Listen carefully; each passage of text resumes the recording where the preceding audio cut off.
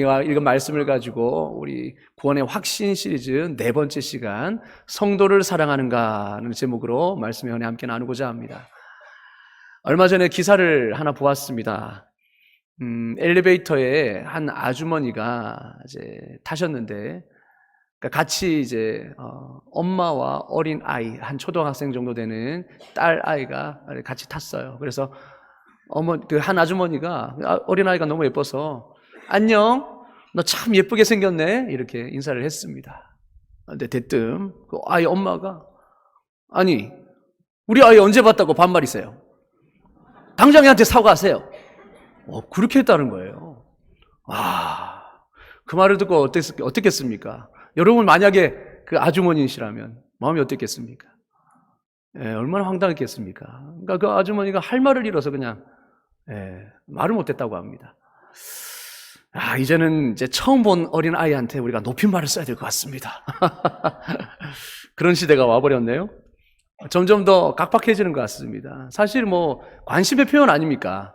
이웃이니까 이렇게 만나면 뭐라고 말할까? 사실 엘리베이터에서 참 서먹서먹하지 않습니까? 그러면은 그래도 말을 걸고 싶어서 그래 아이가 있으면 칭찬하고 아이가 있으면 야 예쁘다 잘생겼다 그렇게 우리가 칭찬하면서 말을 걸면서 이렇게 친해지지 않습니까? 근데 그런 것까지도 이제는 불편하게 여기는 세상이 온 것 같습니다. 참 각박한 세상이죠. 근데 바울은 이미 이 세상을 예언을 했습니다. 예견을 했습니다. 바울이 마지막 때가 가까울수록 사람들이 자기를 더 사랑할 거다. 자기 중심적이 되고 사랑이 더 메마를 것이다. 그렇게 이야기했습니다. 그러니까 점점 더 그런 시대가 오는 것 같아요. 그러니까 사랑이 항상 자기 안에 머물고 그 사랑이 뻗지를 못하고 자기 바운더리 안에 다 갇혀 있는 거죠. 그게 점점 더 심해지면 개인주의화가 되는 겁니다. 자, 그런데 이제 안타까운 것은 이제 세상의 풍토와 점점 분위기가 이렇게 되다 보니까 우리 신앙에도 그런 이제 영향이 있지 않을까 하는 거죠. 우리가 늘 모여서 이 자리에 모여서 함께 예배하고 함께 교제하고 떡을 떼고 이것이 초대교회에서부터 이어져 오던 우리 신앙의 모습 아니겠습니까? 근데 이것들이 점점 더 사라질까 봐 또 우리에게 더 걱정이 있는 거죠. 점점 더 신앙에 있어서도 개인주의화가 되어가는 모습에 안타까움이 있습니다. 그런데요, 성경은요 분명히 말씀하고 있습니다. 사랑, 그리고 그 사랑을 바탕으로 하는 성도와의 교제, 이것이 얼마나 중요한지를 성경 곳곳에서 말씀해주고 있습니다. 특별히 오늘 말씀은 그걸 강조하고 있는데요, 우리가 그것을 살펴보려고 합니다. 왜 성도 사랑이 중요한가? 왜 형제자매를 사랑하는 것이 우리 신앙에 있어서 그렇게 중요한가? 여러분, 첫 번째는요, 성도 사랑은 바로 하나님의 자녀된 표징이기 때문에 그렇습니다. 표징. 하나님의 자녀들은 당연히 성도들을, 형제자매들을 사랑하게 된다라는 거죠. 사도 요한은 오늘 본문 말씀에서 빛 가운데 거하는 자의 특징을 말씀해주고 있습니다. 하나님의 자녀된, 진정한 하나님의 자녀의 특징이 뭐냐? 그건 바로 형제자매를 사랑하는 것이다, 이렇게 말합니다. 9절 10절 다시 한번 읽어볼까요? 시작. 빛 가운데에 있다 하면서 그 형제를 미워하는 자는 지금까지 어둠에 있는 자요, 그의 형제를 사랑하는 자는 빛 가운데 거하여 자기 속에 거리낌이 없으나. 아멘. 자, 본문에서 말하고 있는 형제, 이거는 교회 공동체를 이루고 있는 그리스도인을 가리킵니다. 그 당시에 공식적인 문서에서는 항상 남성이 이제 대표가 되었어요. 그래서 형제라고 합니다. 그러나 이 말은 우리 모든 믿는 그리스도인들, 형제 자매를 다 가리키는 말이죠. 그래서 함께 신앙의 공동체를 이루고 있는 성도들을 말하는 것입니다. 그 형제 자매를 사랑하는 자가 빛 가운데 거하는 자다, 이렇게 말하죠. 그럼 빛이신 하나님을 믿는 사람은 형제 자매를 사랑합니다. 왜냐? 하나님이 사랑이시기 때문이죠. 요한일서 4장 8절은 말합니다. 사랑하지 아니하는 자는 하나님을 알지 못하나니 이는 하나님은 사랑이심이라. 하나님이 사랑이시기 때문에 하나님을 알면 당연히 사랑하게 되는 것이고, 하나님을 사랑하면 하나님을 따라 사랑하는 삶을 살게 되더라는 거죠. 그래서 하나님을 믿는다고 하면서도 형제 자매를 미워한다? 여러분, 그것은 하나님 안에 있다라고 볼 수 없다 하는 겁니다. 사도 요한은 명확하게 반복해서 이 진리를 가르칩니다. 성도를 사랑하지 않는 사람, 이 사람은 하나님을 알지 못하는 사람이다. 그리고 하나님도 사랑하지 않는 사람이다. 그리고 여전히 어둠 가운데 머물러 있는 사람이다 라고 말하죠. 여러분, 비단에 행하는 자라면, 진정 거듭난 하나님의 자녀라면 마땅히 성도를 사랑합니다. 이것이 오늘 말씀의 주된 명제입니다. 예수님도 똑같은 말씀을 하셨습니다. 요한복음 13장에 이런 말씀하셨습니다. 너희가 서로 사랑하면 이로써 모든 사람이 너희가 내 제자인 줄을 알리라. 너희가 서로 사랑하면, 너희는 바로 제자들을 가리키는 거죠. 예수님을 믿는 제자들, 이 제자들이 서로 사랑하면 이로써 모든 사람이 너희가 내 제자인 줄 알 것이다. 예수님의 제자는 당연히 서로를 사랑할 수밖에 없다 합니다. 그래서 제자들이 서로 사랑하는 것을 보면, 우리 성도끼리 서로 사랑하는 것을 보면 세상 사람들이 저 사람들은 정말 하나님의 자녀구나, 예수님의 제자구나, 그렇게 알 수 있다는 거죠. 사랑하는 것을 통해서, 서로가 사랑하는 걸 통하여서 세상 사람들은 우리가 예수님을 따르는 자들이다라는 것을 알게 된다는 겁니다. 여러분, 그래서 성도 사랑은요, 하나님의 자녀된 마땅한 표징입니다. 두 번째, 왜 성도 사랑이 중요한가? 그것은 성도 사랑은 곧 주님 사랑이기 때문입니다. 성도를 사랑하는 것은 곧 주님을 사랑하는 것이기 때문에 그렇습니다. 마태복음 25장에 보면 예수님께서 마지막 때에 있을 심판의 일들을 가르치십니다. 그때 이렇게 말씀합니다. 양과 염소를 구분할 것이다. 하나님의 심판대 앞에서 양과 염소. 그래서 양은 오른편에, 염소는 왼편에. 그래서 오른편에 속한 이 양에 속한 자들은 영생으로, 염소에 속한 이 자들은 멸망으로, 그렇게 최후의 심판을 말씀하고 있습니다. 그런데요, 이 양과 염소를 가르는 기준이 뭐라고 말씀하냐면 바로 형제 자매의 사랑입니다. 놀라운 사실 아닙니까? 마태복음 25장 40절 이렇게 말합니다. 다 같이 읽겠습니다. 시작. 여기 내 형제 중, 임금이 대답하여 이르시되, 그 노란 줄만 함께 읽겠습니다. 시작.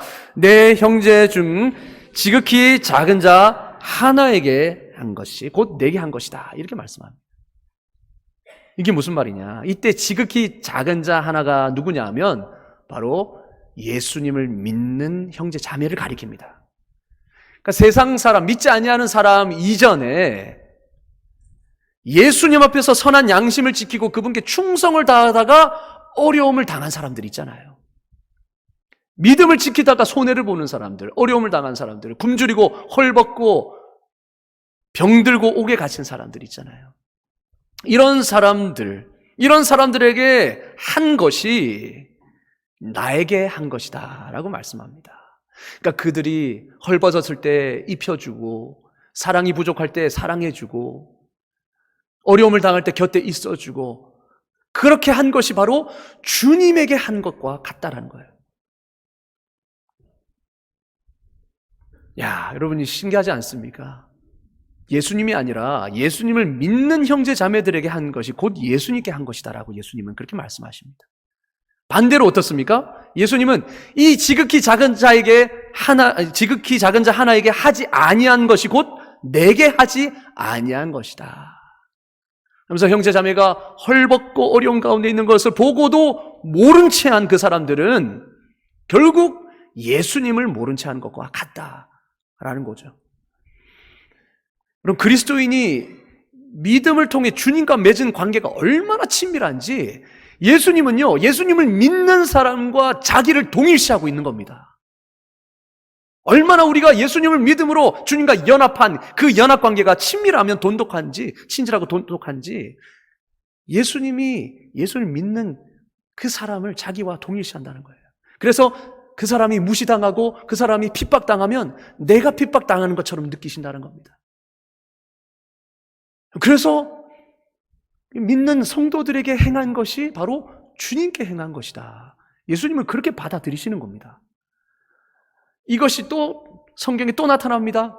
바울이요. 사도 바울이 원래 바울이 되기 전에 사울이었잖아요. 이 사울이 한참 교회를 핍박하고 다닐 때에 다메섹 도상으로 가는 길에 예수님이 빛으로 임하시죠. 그래서 예수님이 바울에게 제일 먼저 하신 말씀이 뭡니까? 사울아, 사울아, 왜 네가 나를 핍박하느냐, 이렇게 말씀합니다. 자, 바울이 예수님을 핍박했습니까? 아니에요. 예수님을 믿는, 예수님을 따르는 교회를 핍박했습니다. 그런데 예수님은 그거를 자기를 핍박하는 것으로 여기셨어요. 그만큼 예수 믿는 사람들과 자신을 친밀하게 여기시고 계시다라는 겁니다. 여러분 생각해 보십시오. 자기 아들, 자기 딸이 모욕당하는 것은 바로 부모를 모욕하는 것과 같습니다. 바로 이렇게 여기신다는 거예요. 그래서 예수 믿는 성도들에게 하는 행한 베푼 그 선행들, 사랑, 이것이 곧 주님을 향한 사랑이다 라고 성경을 말씀하고 있습니다. 그래서 요한복음 요한일서 4장 20절에 이렇게 말합니다. 누구든지 하나님을 사랑하노라 하고 그 형제를 미워하면, 이때 형제도 바로 성도들 가리킵니다. 예수 믿는 성도들. 그 형제를 미워하면 이는 거짓말하는 자다.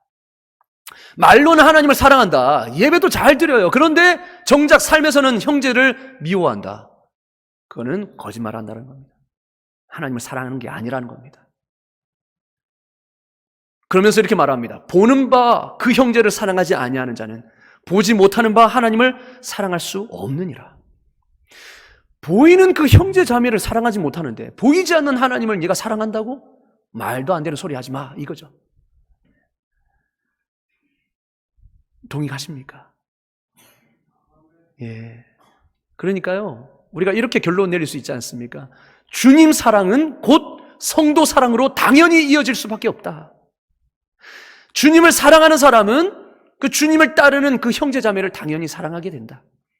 그리고 성도 사랑은 바로 주님 사랑의 명백한 증거이다. 이러한 결론을 우리가 내릴 수 있습니다. 성도를 사랑하는 것이 바로 내가 주님을 사랑한다라는 명백한 증거다라는 거죠. 그래서 우리는 성도 사랑이 중요한 겁니다. 우리 신앙에 있어서.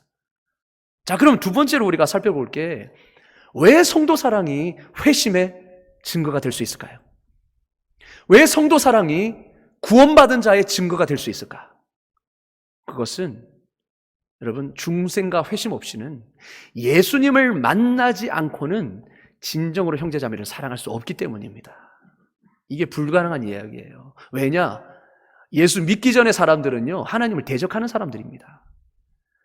하나님을 알아도 믿지 않고 그분께 영광 돌리지도 않는, 그게 바로 타락한 백성이에요. 자, 그래서 로마서 1장 21절도 이렇게 말합니다. 하나님을 알되 하나님을 영화롭게도 아니하며 감사하지도 아니하고. 이게 예수 믿기 전에 우리의 상황입니다. 타락한 인생의 본성입니다. 그리고 1장 28절에 또 이렇게 말합니다. 또한 그들이 마음에 하나님 두기를 싫어하매. 믿지 않는 사람들은요, 그 마음에 하나님 두는 것을 싫어합니다. 왜냐? 내가 내 삶의 주인인데 무슨 하나님이 내 안에 와서 내 삶을 컨트롤한단 말인가? 하나님 두기를 싫어하는 겁니다. 이게 타락한 본성입니다. 그러니 하나님을 대적하죠. 그러니 하나님의 백성 자체도 또 어떻게 해요? 미워할 수밖에 없는 겁니다. 대적할 수밖에 없는 거죠. 그래서 디모데후서 3장 12절은 이렇게 말합니다. 무릇 그리스도 예수 안에서 경건하게 살고자 하는 자는 핍박을 받으리라. 박해를 받으리라. 물은 예수 안에서 경건하게 살고자 하고 하나님의 백성으로서 믿음 생활 잘 하고자 하는 사람은 이 세상에서 박해를 받게 된다. 이런 이유로 요한은요, 요한일서 3장 13절에서 세상이 너희를 미워하여도 이상하게 여기지 말라 말합니다. 세상이 너희를 미워해도 절대 이상하게 여기지 말라, 쫄지 말라는 겁니다. 왜냐? 그들은 예수님이 이 땅에 왔을 때도 예수님을 미워했다는 거예요. 그러니까 예수님이 이 땅에 와서도 예수님을 미워한 그 사람들이 너희를 미워하는 게 당연하지 않느냐, 그렇게 말합니다. 그러니까 성도를 사랑하는 것은 내 힘으로는 불가능한 겁니다. 내가 거듭나지 않고는 불가능한 겁니다.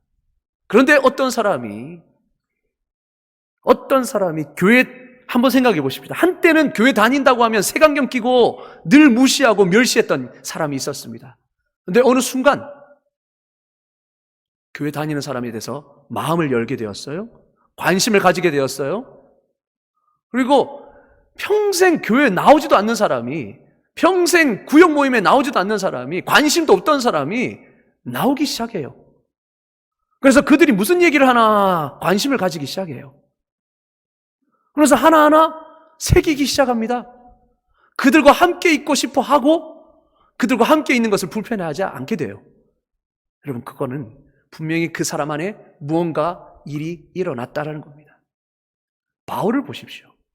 사도 바울은요, 예수 믿기 전에 어떤 사람이었습니까?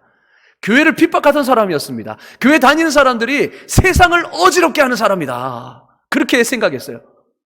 그래서 교회 다니는 사람을 색안경 끼고 찾아서 낱낱이 찾아가지고 다 감옥에 쳐넣었던 사람이 바울이었습니다. 근데 예수님을 만나고 나니까, 변화되고 나니까 어때요?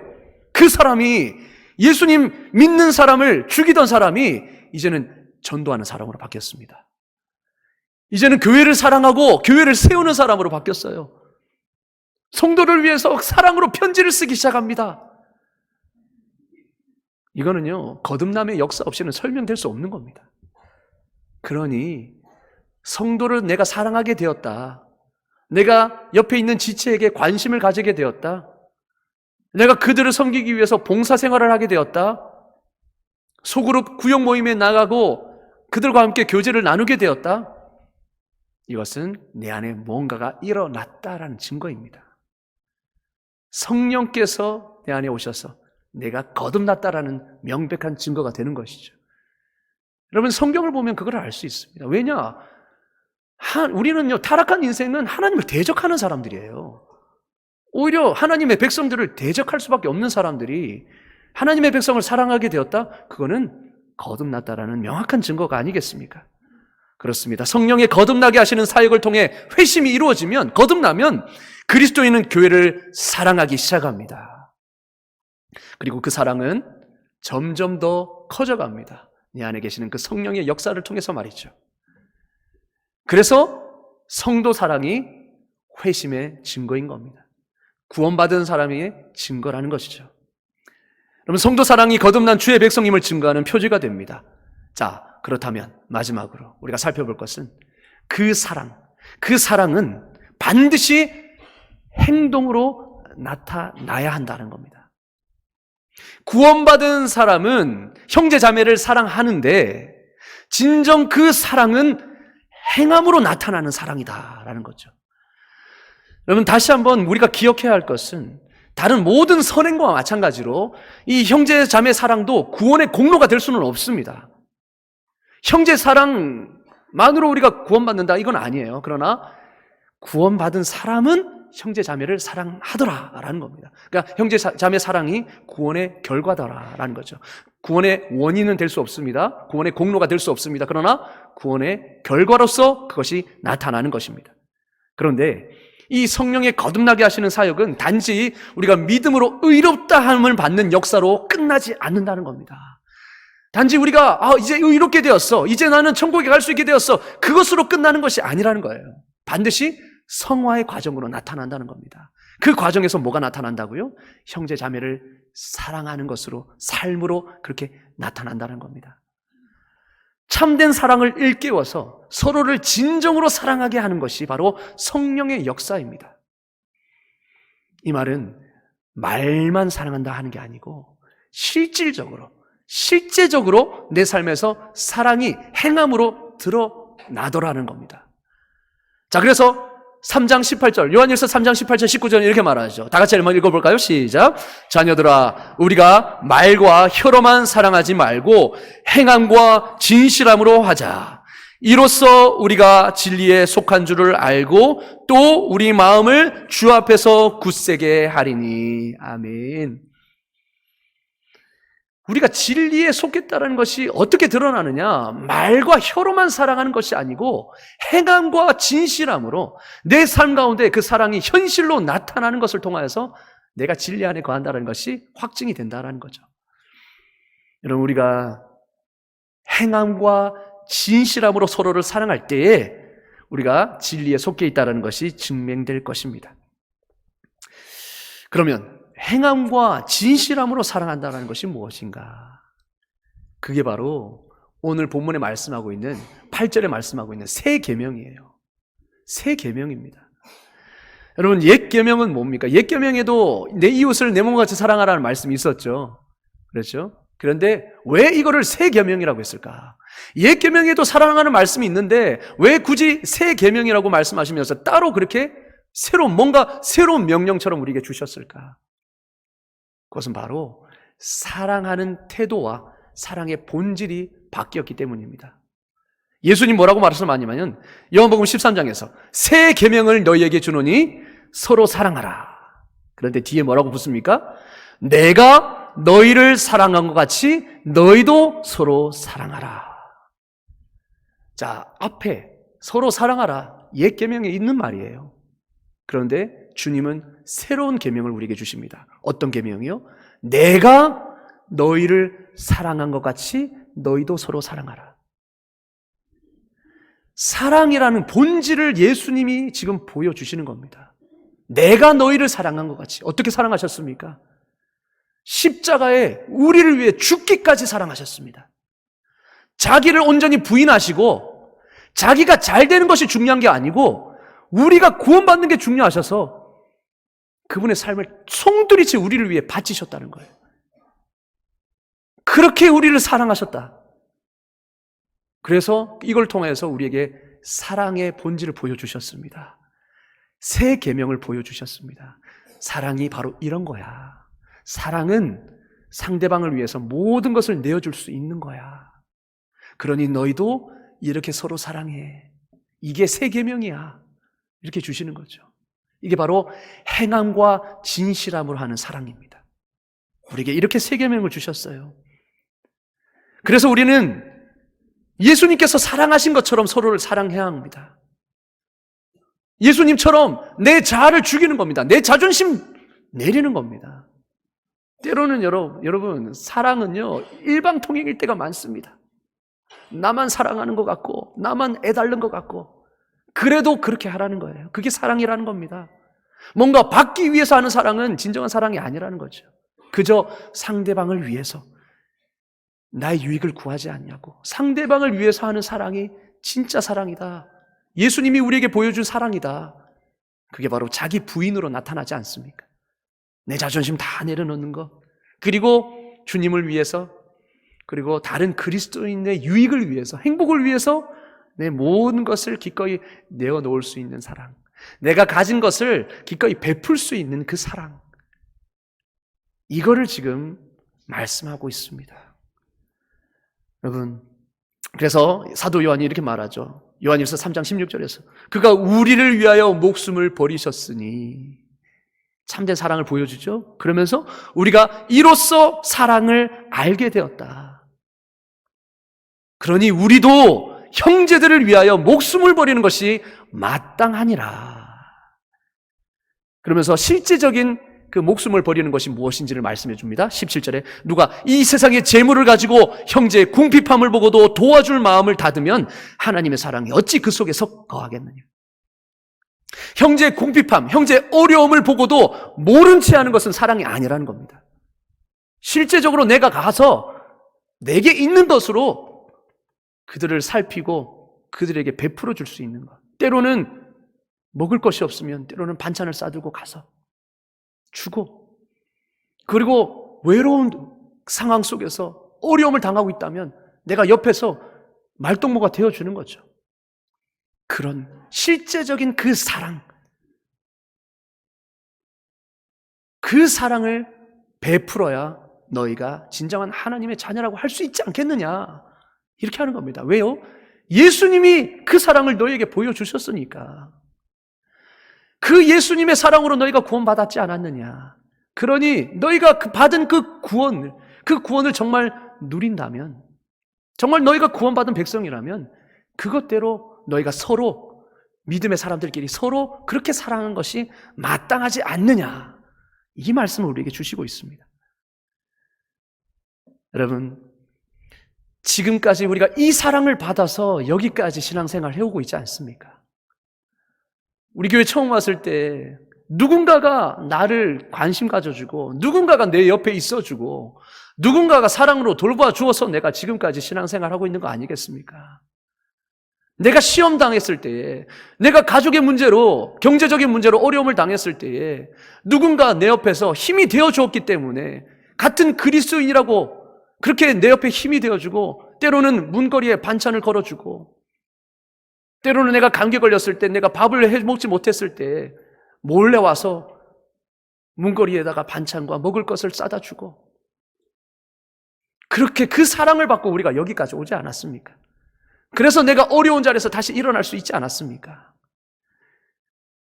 여러분, 주님은요, 우리에게 대한 사랑을 바로 믿음의 형제 자매들을 통하여서 주시는 겁니다.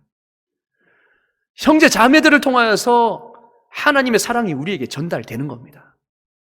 그래서 우리를 서로 사랑하라 말씀하시죠. 그렇습니다. 우리가 참된 사랑을 하려면 하나님의 백성과 진실한 관계를 맺어야 합니다. 진실한 관계가 무엇이겠습니까? 내 속사람, 속마음까지도 털어올 수 있는 관계가 진실한 관계 아닙니까? 그런데요, 안타까운 것은 우리 교회 안에 그러한 관계가 참으로 많지 않다는 거죠. 쉽지 않다는 거죠. 그런 관계를 맺기가. 왜냐? 이야기했다가 이게 다른 사람에게 소문이 퍼지지 않을까라는 염려. 실제로 그러한 일들을 경험함으로 상처를 입은 사람들이 많습니다. 그래서 입을 꼭 닫아버려요. 그래서 나는 주일 예배만 오겠다. 이런 사람들이 있을 수 있습니다. 우리 안에 얼마나 진실된 관계를 경험하지 못하면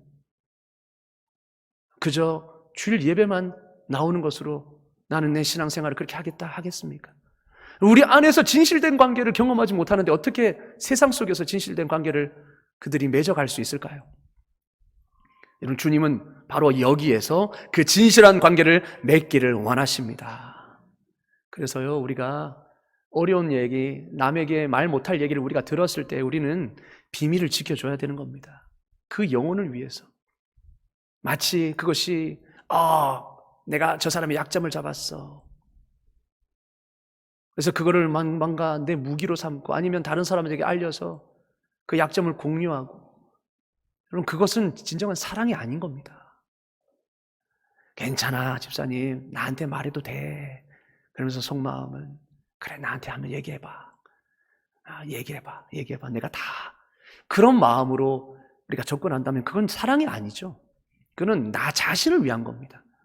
정말 그 상대방이 정말 말할 데가 없어서 답답하고 화병이 걸린 상황에서 정말 진정한 교제권이 없을 때 내가 가서 들어주고 나만 알고 나만 기도해주고 나 홀로 독방에서 골방에서 주님 앞에 그 영혼을 위해서 홀로 올려드리고, 그래서 정말 기도할 때 하나님이 그 영혼을 위해서 마음을 주시면 실제적인 필요들을 내가 채워가는 거죠.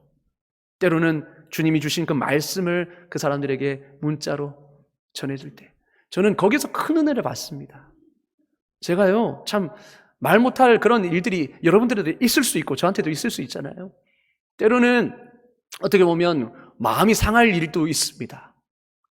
여러 가지 가족들이라든지 이런 환경들, 그런 상황 가운데 그러면 내 안에 좀 힘들어하고 있을 때 어떻게 그걸 알았는지 어떤 분이 문자를 탁 보내와요.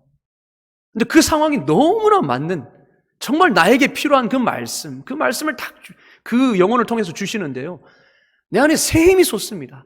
하나님이 이렇게 나를 사랑하시는구나. 하나님이 이렇게 세밀하시는구나. 이분을 통해서 내가 이야기를 한 적도 없는데 근데 이분을 통해서 나에게 이 위로의 말씀을 주시고 다시 일어서라고 말씀하시네.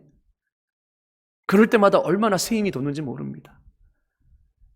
그게 바로 형제사랑 아니겠습니까? 진실된 관계가 아니겠습니까?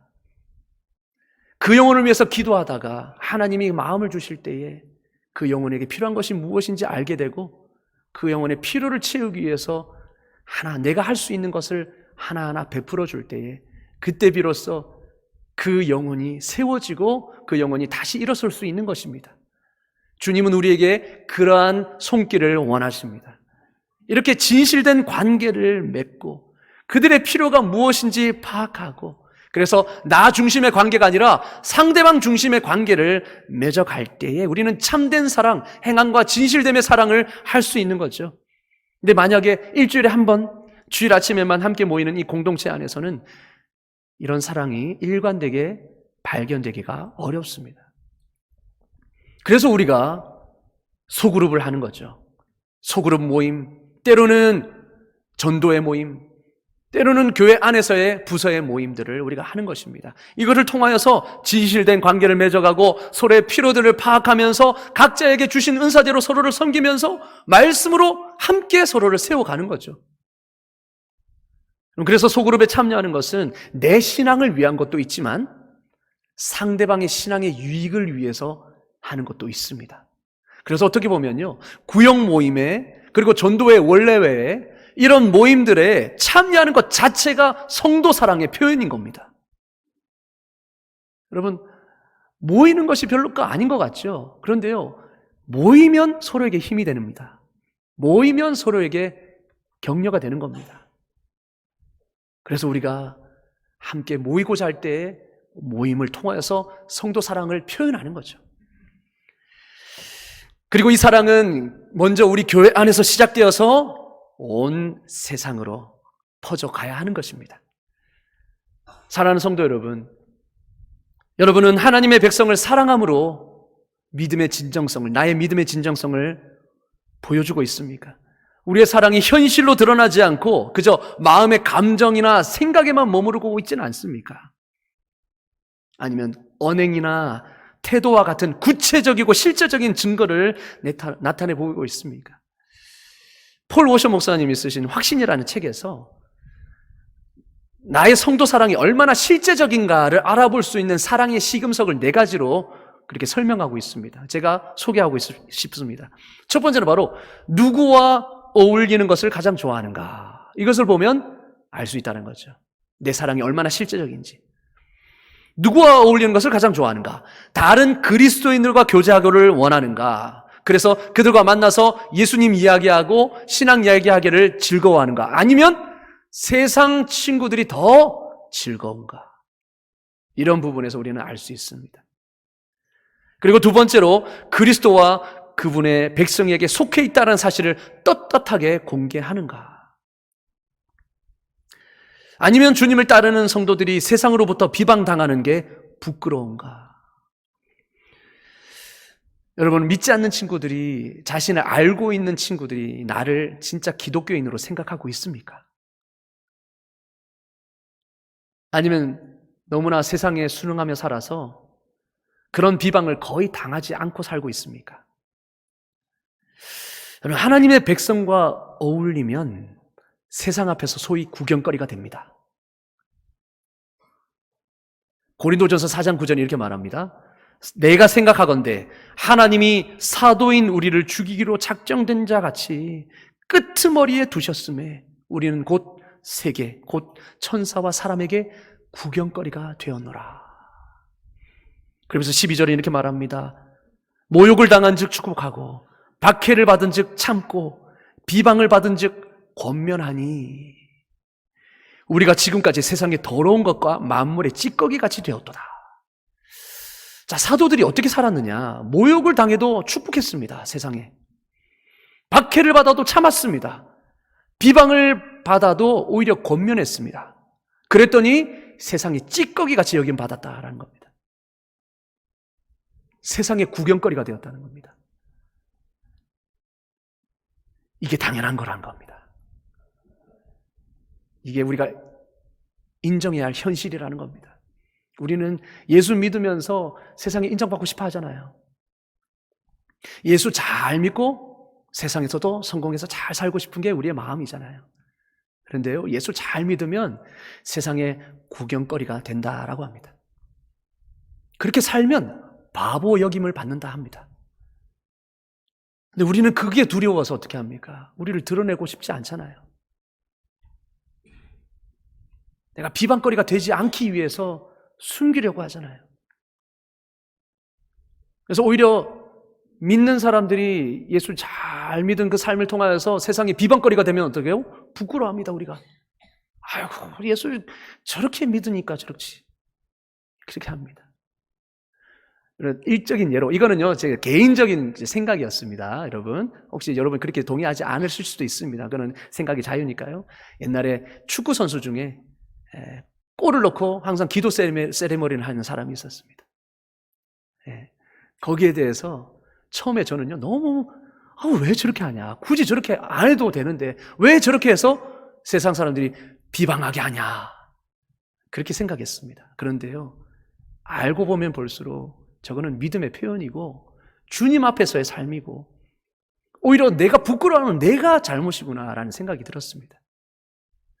우리는 대부분 부끄러운 친척을 멀리하듯이 그렇게 세상에 그런 비방거리가 되지 않기 위해서 교회의 거리를 두려고 하지 않습니까? 여러분, 모세처럼 바울의 공주의 아들이라 불리는 것을 거절하고, 모세는 어떻습니까? 일시적인 죄의 쾌락을 누리는 것보다 하나님의 백성과 함께 고난받는 길을 더 좋게 여겼습니다. 저와 여러분이 모세처럼 될 수 있기를 주의 이름으로 축원합니다. 아멘. 그리고 세 번째로 이렇게 말합니다. 교회의 많은 약점과 도덕적 실패를 알고 있지만 실망하지 않고 교회의 갱신을 위해 헌신하는가? 아니면 마귀와 세상의 편에 서서 교회를 비방하는 일에 동참하는가? 교회에 많은 약점이 있습니다. 그리고 도덕적 실패도 있습니다. 같은 그리스도인이라고 해도 도덕적 실패를 하고 살아가지요. 그럴 때에 우리는 너무 정죄만 하는 것이 아닌가? 실제로 교회를 사랑하고 형제 자매를 사랑하면 정죄만 하기보다 그 영혼을 어떻게 해요? 정말 물론 무조건 덮어주려고 하는 그런 태도가 아니고 정말 그 영혼을 사랑하는 마음으로 그 사람의 갱신을 위해서, 그 사람의 진정한 회복을 위해서 같이 노력합니다. 그냥 내 일이 아니라고 해서 네가 그럴 수 있어, 너는 그렇게 정죄만 하는 것이 아니라 그 사람의 삶으로 실제로 들어가는 겁니다. 저 사람이 왜 저랬을까? 때로는 권면이라든지 때로는 필요한 도움을 드리는 그런 실제적인 그 섬김을 통하여서 그 영혼이 다시 회개하고 주님께 돌아오게 하는 그런 일에 함께 하는 것이죠. 그런데 그렇지 않고 그냥 내 일이 아닌 것처럼, 바깥의 일인 것처럼 정죄만 하고 비난만 하는, 그것은 올바른 사랑의 태도가 아니라는 것입니다. 마지막으로 이렇게 말합니다. 그리고 네 번째, 교인으로서 교회를 위해 얼마나 열심히 헌신하고 봉사하는가. 이것으로 성도 사랑의 실제적인 삶이 나타난다는 거죠. 어떻게 하면 다른 지체들을 굳세게 하고 굳건하게 하고 어떻게 하면 그 영혼 가운데 하나님의 뜻이 이루어지게 할 수 있을까? 이 생각이 우리에게 있다는 겁니다. 그래서 예수님의 몸에 속한 지체라면 이런 생각을 하게 된다는 거죠. 그래서 이제 막 교회에 출석한 분들에게 내가 어떻게 하면 도움이 될 수 있을까? 이런 생각을 하게 되고, 그리고 어려운 분들의 소식을 듣게 되면 내가 어떻게 저 사람을 도울 수 있을까? 이런 고민을 하게 되는 것이 형제사랑의 모습이라는 거죠. 그런데 이와 달리 성도를 위해 어떤 선한 일도 행하지 않는 것은 아직 그 사람이 회심하지 않았다는 증거가 될 수 있는 겁니다. 여러분, 마무리 짓겠습니다. 믿음과 마찬가지로 행함이 없는 사랑은 죽은 것입니다. 행함이 없는 믿음은 죽은 것처럼 행함이 없는 사랑은 거짓입니다. 하나님의 백성을 위해 행한 것과 하나님의 백성을 위해서 행하지 않는 것을 기준으로 양과 염소가 나뉘었다는 것을 여러분 기억할 수 있기를 원합니다. 그렇기 때문에 우리는 무엇보다도 사랑의 잣대로 우리를 시험해 보아야 합니다. 내가 믿음 안에 서 있는가? 사랑의 잣대로 시험해 보아야 한다는 거죠. 과연 이런 실제적인 사랑의 모습이 내 삶 가운데 나타나고 있는가? 형제 자매를, 성도를, 옆에 있는 지체를 내가 그렇게 사랑하는 모습이 현실로 나타나고 있는가? 이것으로 내 믿음을 시험해 보아야 한다는 거죠. 물론 우리는 완벽한 사람 아닙니다. 이렇게 예수님처럼 자기의 모든 것을 들여서 그렇게 하면 좋겠죠. 그게 우리의 목표가 되어야 되겠죠. 그러나 불완전하기도 합니다. 여전히 부족합니다. 그래서 여전히 자기중심적인 모습이 남아 있습니다. 그럼에도 주님이 내 안에서 역사하시는 대로 마음 주시는 대로 하나씩 내게 있는 것 조금이라도 하나씩 그 행함을 통하여서 내 안에 성령님이 역사하시는구나. 이걸 우리는 확신할 수 있는 것입니다. 여러분, 바울도 그 사랑이 아직 완전하지 않다라고 얘기합니다. 그러면서 이렇게 말하죠. 그리스도의 장성한 분량에 충만한 데 이르기까지라고 말하잖아요. 충만한 데 이르렀다라고 말하지 않습니다. 그 충만한 데 이르기까지 여전히 우리는 나아가야 한다라고 말하죠. 그래서 우리는 그 사랑이 점차 현실이 되어 가는 것입니다. 그러한 모습이 우리 삶에 나타날 수 있기를 주의 이름으로 축원합니다. 아멘. 여러분, 혹시 여러분 이 부분에 내가 아직 그런 사랑을 보여주지 못하고 있다. 여러분, 그렇다고 해서 너무 자책하지 마십시오. 여러분, 그거를 깨닫게 해주시는 분도 성령님입니다. 그것을 깨달아서 이제 이렇게 사는 것이 마땅하구나라고 깨닫게 되어 변화되는 것도 내 안에 성령이 계시다는 증거인 줄로 믿습니다. 그래서 이제의 삶이 중요한 것입니다. 여러분, 앞으로의 이런 실제적인 성도 사랑의 모습을 통하여서 주님 사랑을 증거하시는, 내가 주님을 사랑한다라는 것을 명확히 드러내시는 저와 여러분 될 수 있기를 주의 이름으로 축원합니다. 아멘. 기도하겠습니다. 하나님 아버지, 오늘 시간을 통하여서 성도 사랑이 곧 주님 사랑이라는 것을 깨닫게 하시니 감사합니다. 하나님, 성도 사랑이라는 것이 우리가 해도 되고 안 해도 될 것이 아닌 마땅히 하나님의 자녀라면 마땅히 행해야 할 것임을 다시 한번 깨닫고, 이번 주 하나님 이 말씀을 품고 내 옆에 있는 지체들, 형제 자매들, 어려움에 있는 형제 자매들을 위해서 실제적인 사랑의 표현으로 하나님, 내가 주님을 사랑한다는 것을 주님 앞에 드러낼 수 있도록 하나님 역사하여 주시고 은혜 베풀어 주시옵소서. 그래서 우리 교회가 사랑의 공동체, 정말로 진실과 행함으로 사랑하는 진실된 공동체가 될 수 있도록 은혜 베풀어 주시옵소서. 예수 그리스도의 이름으로 기도드리옵나이다. 아멘. 우리 말씀을